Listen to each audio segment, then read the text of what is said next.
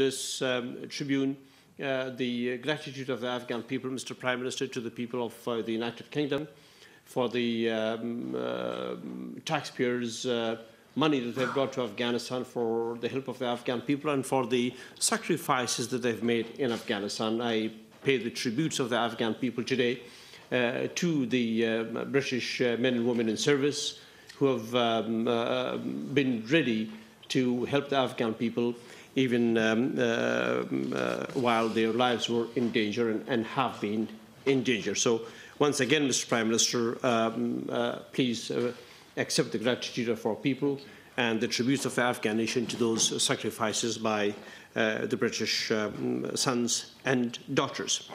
As the Prime Minister remarked, we discuss the issue of transition and reconciliation, and also the longer-term relationship between Afghanistan and the United Kingdom. And over lunch, we'll be continuing to talk in detail about those issues. Afghanistan, Mr. Prime Minister, will be honoured to have a long-term relationship, an enduring partnership with the United Kingdom. And Afghanistan will try its best, its utmost, to take the help that you provide to us and use it in a manner that will provide the Afghan people with a better future, a peaceful future, in a future in which Afghanistan will be a partner with you, but not a burden on you as we move forward. And I'm here, Mr. Prime Minister, to thank you personally for your personal interest in Afghanistan and for your personal interest in the promotion of the peace process and reconciliation in Afghanistan.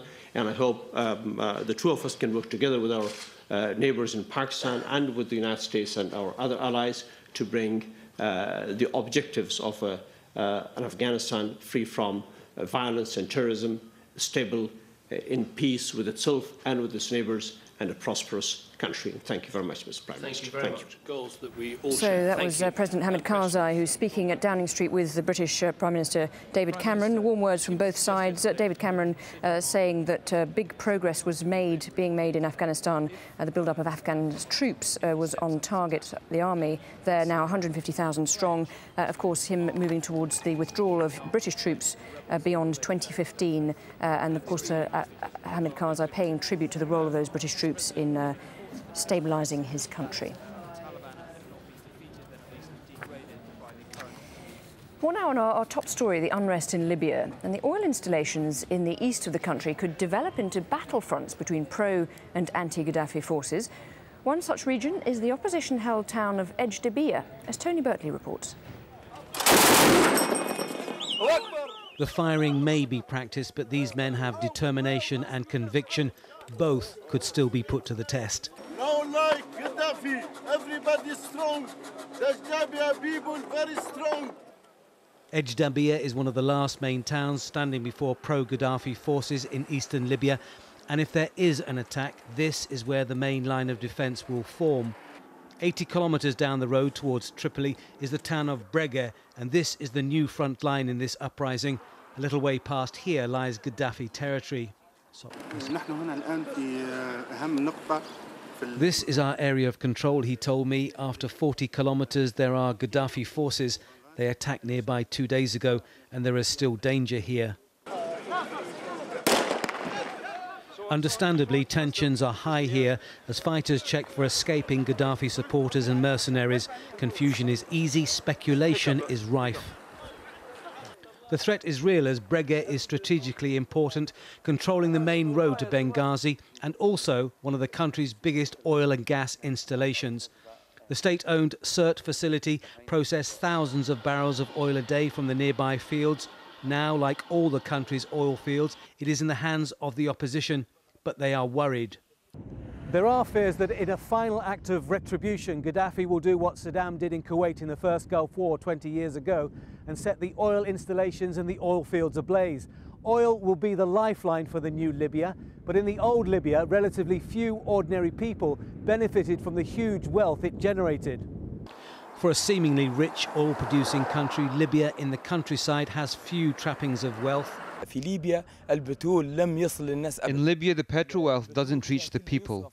It's spent directly on Gaddafi and the people around him. Libya was making around $150 million a day from oil. It's hard to see any of that in AlJazeera, which is now suffering from a shortage of food and medicine. A walk through the local hospital tells the story. It serves 250,000 people, covering an area of 1,000 square kilometres. It manages on a budget of less than 5% of what is needed and survives through handouts and donations. People maybe died because of shortening happened here. And many of people go to Egypt and Tunisia to treat it there because the facility, no facility enough to cover. There is much to put right in Libya, much that the people need. But what they need most now is their leader to go. Tony Bertley, AlJazeera, AlJazeera, Eastern Libya. Let's go straight back to David Cameron, who's now talking about the events in Libya. With doing this, legal difficulties, political difficulties, difficulties of resources and all the rest of it. But that shouldn't stop the process of thinking around the corner and planning ahead and saying, what are we able to do as an international community to try and, as I say, first of all, isolate, pressurise, really put the pressure on this regime. Make sure that we're saying to the people on the outskirts of this regime, you may not yet be covered by a travel ban or an asset freeze, but go on like this and you will be. Step up the pressure. Keep that regime as isolated as it can be. Hope that will bring to an end, but be prepared for what might lie ahead. That seems to me the task of prime ministers, presidents, and all the rest of it, as we try and think ahead about how we can get what should be a good outcome for the people in Libya. Just as we should see the whole of what is happening in North Africa and the Middle East, we should see it as an opportunity. We had a National Security Council meeting here this morning to discuss what more we can do with allies to actually make sure this is a democratic awakening and not a time of risk and difficulty. And I think that is the task, as I say, that prime ministers and presidents have to apply themselves to right now. Mr. President, sorry, a long answer. Welcome, Mr. Prime Minister. The purpose of the surge of troops in Afghanistan was to bring stability and to Just a quick reminder that we dipped back in to that news conference in Downing Street with David Cameron and the Afghan President Hamid Karzai. David Cameron talking about the situation in Libya, saying that it was essential to make sure that the people as much pressure and isolation of the regime is carried out. He wants to keep the regime as isolated as possible, he said, but be prepared for what might lie ahead. And he also said that they'd been making efforts to work out if there are other ways to help the outcome of what's happening in North Africa lead towards a democratic era. So very much working out what should happen next beyond the measures that have already been agreed by the international community.